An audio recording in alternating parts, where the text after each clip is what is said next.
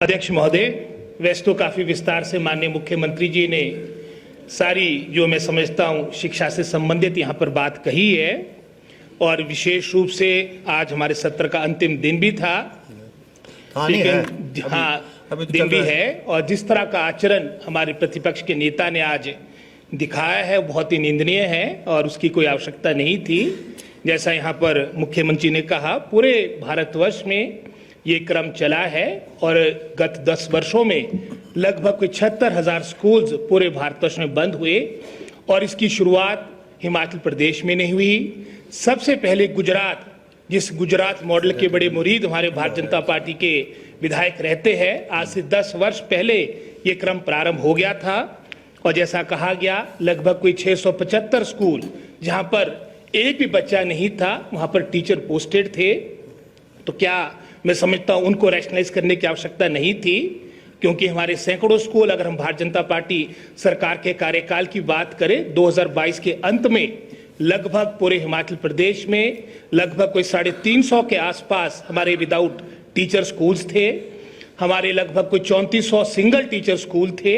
हमारी सरकार ने रैशनलाइजेशन के माध्यम से और जो हमने लगभग मैं समझता हूं 4000 के आसपास अपॉइंटमेंट्स दे दी है, जिसमें सर्वाधिक लगभग कोई 3200 के आसपास हमारी एलिमेंट्री एजुकेशन में हमने नियमित अपॉइंटमेंट्स दी है। इसके माध्यम से हमारे विदाउट टीचर स्कूल्स में कमी 350 से मात्र 150 के आसपास विदाउट टीचर स्कूल रह गए। सिंगल टीचर स्कूल मात्र 2600 के आसपास रह गए हैं और आने वाले समय में मैं समझता हूं इस क्रम को भी हम भरेंगे। जहां पे पूरे राष्ट्र की बात कर रहा था, चाहे आज केंद्र की मैं समझता हूं सरकार की बात करें, हाल में फाइनेंस कमीशन का हिमाचल में दौरा था, उन्होंने भी ये रिकमेंडेशन दिए कि आज आवश्यकता है कि हम अपने पूरे शिक्षा प्रणाली को कंसोलिडेट करें, स्ट्रेंथन करें। मैं अपना ही विधानसभा क्षेत्र का उदाहरण देना चाहूंगा कि मैंने 19 स्कूल अपने विधानसभा क्षेत्र में बंद किए जहां पर मात्र एक बच्चा था, 2 बच्चे थे विदाउट मैं समझता जहां पर 0 इनरोलमेंट थी। तो बड़े मैं समझता हूँ सोच विचार करके ये निर्णय लिया गया है। और साथ ही साथ भारतीय जनता पार्टी की अगर हम बात करें, इनके पूरे 4.5 वर्ष की अवधि के दौरान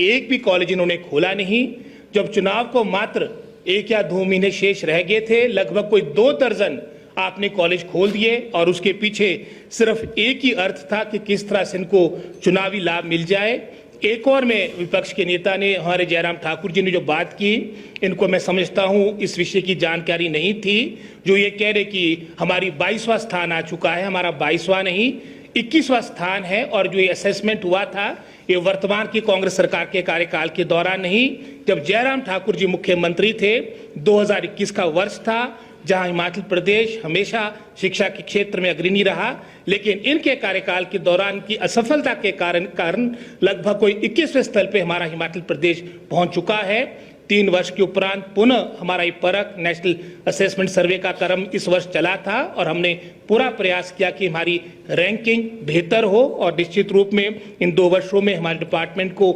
स्ट्रेंथन करने का हर संभव प्रयास हुआ। आपका धन्यवाद।